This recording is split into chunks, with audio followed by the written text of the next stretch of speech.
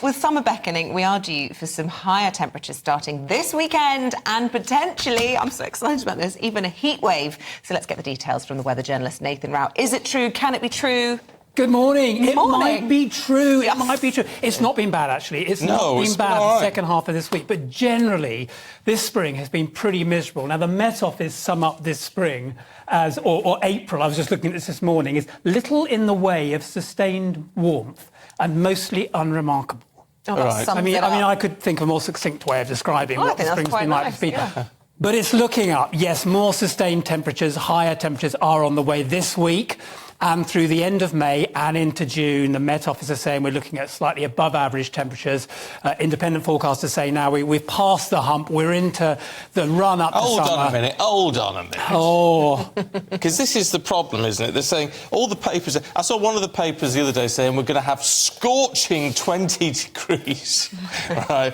And they say a heat wave on the way, slightly above average temperatures. Well, look, the news... I mean, 20 degrees compared to what we've had is getting in the right way towards what we're sort of looking for summer. The average for this time of year is really only about 17 degrees, actually. The actual maximum is only 7 degrees. And so we're sort of around average now, but 20 degrees, 25 by the start of June. Some people saying that's British Weather Services, actually. They come on here on a Saturday to talk to Nana. But they're saying 25 we could get by the end of this month in the middle of and the start of June. It's not brilliant, and it's not a heat wave, but we're going in the right direction. Now, are we going to get heat waves this summer is the question. And we had one last year, if you remember, 40.3 in Lincolnshire. That was horrible. That was horrible. But the last few summers have been warming, and this is probably a global climate warming type thing that is causing these hotter summers in the UK. Comes off the back of yesterday, actually, the World Meteorological Organisation saying that we could be in reach of this 1.5C temperature rise since pre-industrial times within the next 5 years. 66% chance we could see that in the next 5 years. So the globe is definitely warming and our summers are warming. So the chances of us getting a heat wave this summer are probably not that low. We could do it. That being said, the weather's been a little bit all over the place, not just here. We were on the red carpet in Cannes yesterday. Stephanie Tecci was telling us. Well, not literally, but Stephanie Tecci. Well, that was actually the garden the last couple of days, as you say. It's been all right where we were.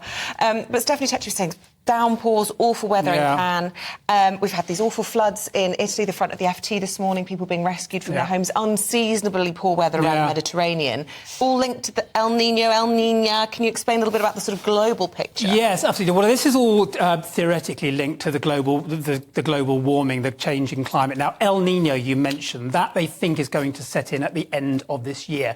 El Niño, which is an event that happens in the tropical Pacific off the coast of Peru, where, and you like your meteorological stuff, so I do. You love this sort of stuff. So where the current on the eastern Pacific heads away from Peru and causes the surface water to be cooler at the coast of South America, when that current slows or even reverses, it causes warmer water to gather around the coast of Peru. And that causes all sorts of meteorological changes around the world and also contributes to warmer temperatures and the monsoons in India and Australia and all that sort of stuff. We've had a 3-year La Niña, which is the opposite of El Niño, which has lasted quite a long time. And that's why they think we're going to swing into El Niño this year, which means boy child. Boy child. Because it happens in December, around Christmas, so the Peruvians call it boy child. Oh, right. So it's a bit... So Niña is girl child. It's girl, yes, that's right, yeah. And that's where nothing happens. Well, it's the opposite. It's the opposite. So it's where it's unusually cool.